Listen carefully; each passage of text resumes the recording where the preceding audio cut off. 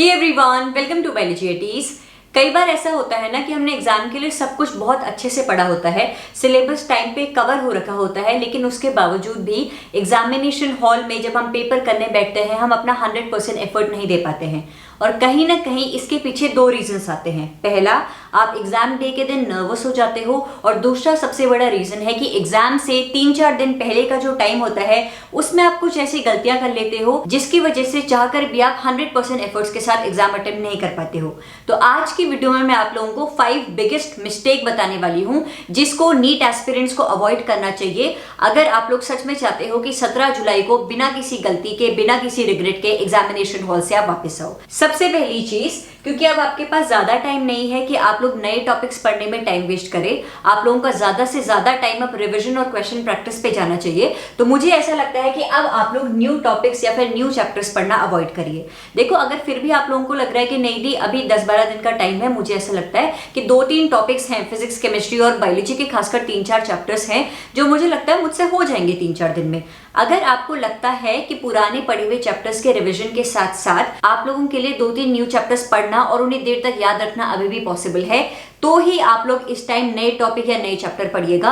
Otherwise अगर आप लोगों को लगता है कि कुछ दिनों पहले ही आपने अपना टारगेटेड सिलेबस कंप्लीट किया है, आपका अभी रिवीजन भी नहीं हुआ है, तो बच्चों ज्यादा से ज्यादा टाइम अब आप लोग रिवीजन को दो। और अगर आप लोगों को नए चैप्टर्स पढ़ने ही हैं तो फिजिक्स और केमिस्ट्री में मैक्सिमम 2 चैप्टर्स और पढ़ लीजिएगा, और बायोलॉजी में अभी भी 3 से 4 चैप्टर्स, नए चैप्टर्स अभी आप लोग पढ़ सकते हैं। ठीक। दूसरी चीज, से नो टू जंक फूड। देखो, मैं हमेशा अपनी स्ट्रेटेजी वीडियो में कहती हूँ ना कि you need to give your best efforts, you need to be your best version before 17 जुलाई। बच्चों, ये बेस्ट एफर्ट्स सिर्फ प्रिपरेशन के बेस्ट एफर्ट्स नहीं है, आप लोगों को अपनी मेंटल हेल्थ का भी बेस्ट तरीके से ध्यान देना है इस टाइम, अपने फिजिकल हेल्थ, अपनी इमोशनल हेल्थ का भी बेस्ट तरीके से ध्यान देना है। क्योंकि नीट का पेपर देने जब आप जाओगे तो सिर्फ आपके हाथ उन OMR शीट को मार्क नहीं कर रहे होंगे, आपका दिमाग भी रोल प्ले कर रहा होगा क्वेश्चन अटेम्प्ट करने में। आप इमोशनली स्ट्रांग फील करते होने चाहिए जब आप पेपर अटेम्प्ट कर रहे होंगे। तो आपको अपनी फिजिकल, मेंटल और इमोशनल तीनों हेल्थ का ध्यान रखना है। तो बच्चों, क्योंकि आप लोगों को भी पता है बरसात का टाइम चल रहा है, बाहर का खाना जितना खाओगे इन्फेक्शन होने के चांसेस रहते हैं,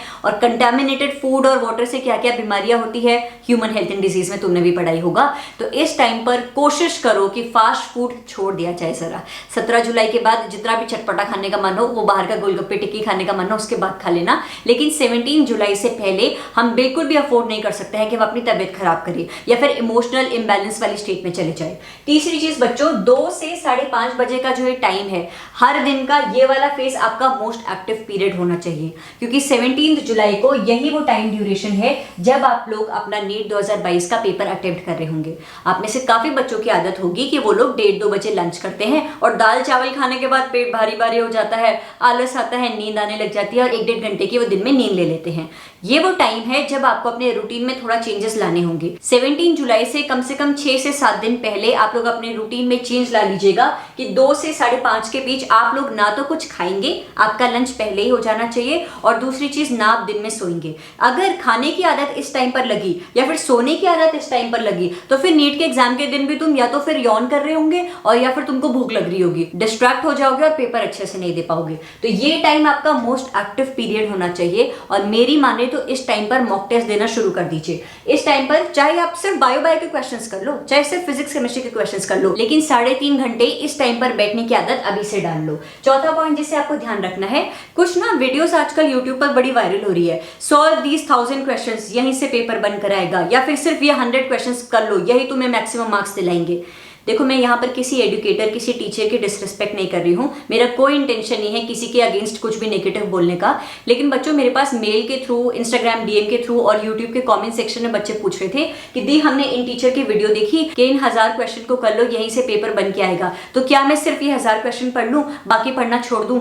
देखो मेरे बच्चों, जो भी टीचर ऐसी वीडियोस अपलोड कर रहे हैं, मैं ये नहीं कहूंगी कि वो वीडियोस यूजफुल नहीं है। उन टीचर्स ने जो ये वीडियोस हैं, जो ये 1000 क्वेश्चंस की PDF आप लोगों को प्रोवाइड कराई होगी या कंटेंट आप लोगों को प्रोवाइड कराया होगा, वो नीट के पास्ट ईयर पेपर एनालिसिस के बेसिस पर ही प्रोवाइड कराया होगा। यानी कि ये 1000 क्वेश्चंस इंपॉर्टेंट तो होने वाले हैं, लेकिन सिर्फ इन 1000 क्वेश्चंस पर डिपेंडेंट रहते हुए आप लोग नीट का पेपर देने चले जाओ, ये सही नहीं है। आप लोग ये 1000 क्वेश्चंस बिल्कुल करिए, हो सकता है यहाँ से कुछ क्वेश्चंस बनकर भी आ जाए, लेकिन इन क्वेश्चंस के अलावा भी आप लोगों को अपने पुराने पढ़े हुए चैप्टर्स को रिवाइज करना है, और जितना हो सके और एनसीईआरटी बेस्ड क्वेश्चंस भी प्रैक्टिस करने हैं। सिर्फ इन 1000 क्वेश्चंस वाली वीडियोस पर डिपेंडेंट नहीं रहना है, ठीक। नेक्स्ट चीज बच्चों, अननेसेसरी इंटरेक्शंस अवॉइड करो। खासकर बच्चों में एक आदत होती है, वो क्या करते हैं, कॉल पे बात कर रहे होते हैं कि भाई तेरा कितना सिलेबस हुआ, मेरा इतना हो गया, अच्छा सुन रात तक कितना कर लेगी सिलेबस, मैं इतना कर लूंगी। यहाँ पर कोई वो म्यूचुअल पेपर देने वाला काम नहीं होने वाला है, या फिर क्लास टेस्ट नहीं है कि बहन इतना तू पढ़ के आ जाना, इतना मैं पढ़ के आ जाऊंगी, आधा तो मुझे बता देना, आधा मैं बता दूंगी, नंबर आ जाएंगे। इसमें ऐसा नहीं होगा, आपका दोस्त भी यहाँ पर आपका कॉम्पिटिटर है। तो इस टाइम पर वो सारी अननेसेसरी इंटरेक्शंस, वो सारी अननेसेसरी बातों को अवॉइड करो जो कि तुम्हारे नीट में अच्छा स्कोर दिलाने में बिल्कुल मदद नहीं कर सकती है। थोड़ा सा कभी कभार सेल्फिश बन जाओ, इसमें कुछ बुरा नहीं है। सेल्फिश बनने का ये मतलब नहीं है तुम किसी और का बुरा करो, लेकिन हाँ इस टाइम पर सेल्फिश बनने का ये मतलब है कि इस टाइम पर आप अफोर्ड नहीं कर सकते कि आप फालतू की बातें करने लग जाओ, चाहे वो आपका कितना भी क्लोज फ्रेंड क्यों ना हो। इस टाइम पर अगर आपको किसी से इंटरेक्ट करना भी है तो सोचना है कि भाई इस इंटरेक्शन से मेरी ग्रोथ हो रही है, मेरी नीट की प्रिपरेशन में मदद हो भी रही है या फिर नहीं। लास्ट चीज जिसका आप ध्यान रखेंगे, out of NCERT questions please avoid करो। चाहे आप कोचिंग मॉड्यूल से क्वेश्चंस प्रैक्टिस कर रहे हैं या फिर किसी भी एडटेक प्लेटफॉर्म पे कोई मॉक टेस्ट के क्वेश्चन सॉल्व कर रहे हैं, अगर वहां पर आपको कोई क्वेश्चन आउट ऑफ एनसीईआरटी दिखता है तो प्लीज उसे अवॉइड करिए, उसको याद करने की बिल्कुल जरूरत नहीं है। हाँ कोई क्वेश्चन अगर नीट के पिछले 10 सालों में पूछा गया है तो आप उसको प्रैक्टिस कर सकते हैं, लेकिन कोशिश करो कि पहले एनसीईआरटी बेस्ड क्वेश्चंस पे आप लोगों की कमांड खूब अच्छी हो जाए, उसी के बाद आप लोग ध्यान देना कि हाँ यार ये आउट ऑफ एनसीईआरटी थोड़ा इंपॉर्टेंट लग रहा है, अब इसको थोड़ा सा पढ़ लिया जाए। तो इन पॉइंट्स का आप लोग ध्यान रखेंगे और जब तक आपका नीट का पेपर नहीं होता है स्ट्रिक्टली इन चीजों को फॉलो करेंगे। प्लीज इस टाइम बाहर का मत खाइएगा बच्चों, ऐसा ना हो कि नीट का पेपर देते हुए एक हाथ पेट पे रखा हुआ है कि पेट दर्द हो रहा है, या सर पे रखा हुआ है सर घूम रहा है और एक हाथ से तुम ओएमआर शीट फिल कर रहे हो। वो स्टेट सबसे खराब होती है क्योंकि तुम्हें लगता है कि तुम्हें सब कुछ आता तो है लेकिन चाहकर भी तुम कंसंट्रेट नहीं कर पाते हो क्योंकि दिमाग उस सर दर्द या फिर पेट दर्द में लगे रहता है। तो इस टाइम अपनी तबियत का ध्यान रखिएगा, टॉक्सिक लोगों की टॉक्सिक बातों से दूर रहिएगा, खुद की प्रिपरेशन पर भरोसा रखिएगा।